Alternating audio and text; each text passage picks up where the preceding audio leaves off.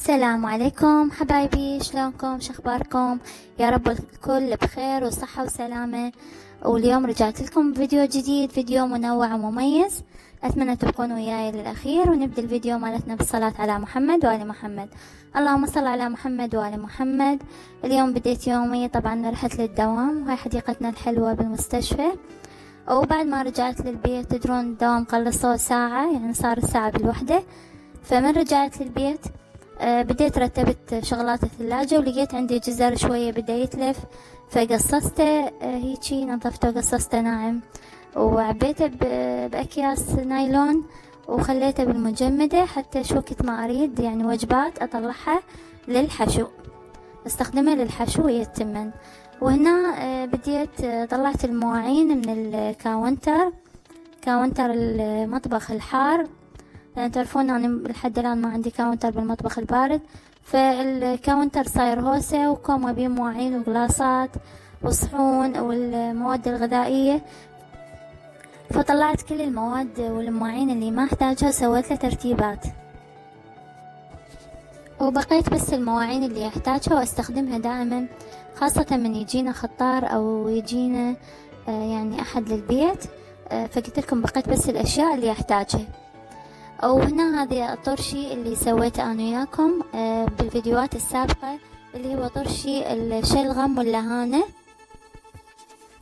طبعا استوى من زمان، بس انا لين الجو حار خفت عليه من العفن، فراح احاوله بحافظات زجاجية وبلاستيكية مالت معجون موجودة عندي، حتى يعني يصير سهل الحفظ مالته، واحفظه بالثلاجة، واذا اريد استخدمه يعني حافظة ورا الثانية اطلعهم من الثلاجة. هيك راح احافظ على نظافته واحافظ عليه. وتقريبا صار العدد 3 أو 4، لان اكو واحدة نسيتها بالثلاجة ما صورتها لكم. طبعا ما احكي لكم عن طعمه كلش طيب، والحموضة مالت الشلغم واللهانة كلش طيبة. وبعدها راح ابدي اسوي بالفطور.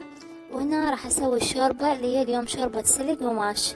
هنا بعد ما ثرمت السلق وبديت احمس بيه ويا البصل والبهارات الى ان يذبل، بعدها اضيف الماش اللي سالكته ومحضرته، اضيفه على السلق بعد ما يستوي.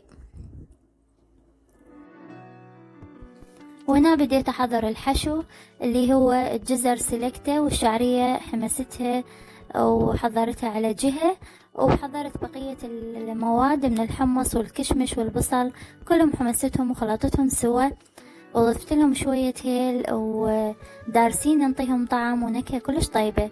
وطبعا فطورنا اليوم هو دجاج بالفرن بالفخار، دجاج مشوي بالفخار، وطعمه كلش طيب.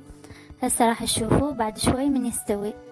وهنا الشعرية بعد ما ضفت الماش للسلق هيك صار شكل الشوربة، بس بعد هي الماش بعده بيه شوية قوة، فراح هرسه بالهراسة الكهربائية حتى يصير القوام مالته كريمي ويصير طعمه كلش طيب. وهو اصلا الماش طعمه طيب بدون اي شي. فهنا راح اهرسه قدامكم بالهراسة الكهربائية، وراح تكمل شوية وتكمل الشوربة. بس أنا شنو بقيت شوية ماش ما هرسته، يعني مو كله هرسته، وهذا الشكل النهائي إله هنا. وهم راح أبقيه يفور على النار شوية. شوفوا هنا قطع الماش القليلة اللي بقيتها ما هرستها. وطبعا شوربة الماش كلش مفيدة لفقر الدم، وكلش طيبة بنفس الوقت. وهذا المنظر النهائي، وهذا فطورنا اليوم، الحمد لله والشكر. يا ربي لك اسمنا وعلى رزقك أفطرنا. هنا هذه الخضرة، وهذا التمر والمحلبي، وهاي دجاج الفخار اللي قلت لكم عليه، الدجاج المشوي بالفخار. شوفوا شلون صار شكله خبل محمص. طبعا بعد ما يستوي راح افتح القبق واعوفه على النار حتى يحمص الوجه مالته. وهذا تمنا والحشو مالتنا. وهسه راح اطلع لكم الدجاج وراح تشوفون شلون ذايب. طبعا بنات هاي طريقة كلش سهلة وبسيطة، وحتى ما يحتاج الدجاج انه تسلقوه قبلها او تنقعوه، يعني مجرد تغسلون الدجاج وتضيفون له ليمون شوية، وتحضرون الصلصة اللي هي دبس رمان وليمون وشوية خل أبيض والبهارات الدارسين والهيل. وشنو عندكم من بهارات دجاج راح تضيفونها، ومعجون، وضفت ويا الصلصة ويا اللي حبيت يعني يكون مثل التبسي، فضفت له ضفت طماطة وضفت بصل قطع كبار وضفت بوتيتة. وهاي قدامكم شلون المنظر مالتها يشهي. وهذه الرقبة هسه راح تطلع لكم شلون ذايبة، يعني ذايبة، شوفوا شلون ذايبة ومستوية، ذايبة تماما من حرارة الفخار. وهنا حبايبي شوفوا شلون الدجاج ذايب ورايح منتهي. أتمنى تجربون بنات هذه الطريقة وتنطوني رأيكم بيها بالتعليقات.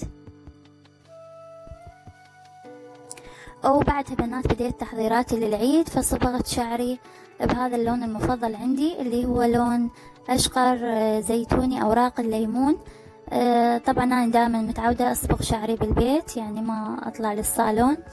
أجيب صبغ أني وعندي أكسجين، وأجيب الألوان اللي تلائم بشرتي اللي هو أشقر أوراق الليمون قلت لكم عليه. وهسه بنات بعد ما صبغت شعري وخليت الصبغ، بديت أسوي بهذه العلبة اللي هي عندي كرتون هذا مالت المي، مالت الكاسات، أخذته وعندي هذا وصل قماش زايدة، فسويت منها هذه العلبة الحلوة اللي أحتاجها، خليها على يعني أخلي بيها شغلاتي وعلب المكياج مالتي. وهذه الأشياء اللي سويت منها العلبة اللي هي اللاصق والمقص والقماش. وهذا الشكل النهائي للعلبة بعد ما كملت. فشنو رأيكم بيها؟ انطوني رأيكم بيها بالتعليقات وقولولي شنو رأيكم بالأعمال اليدوية مالتي، استمر أو لا.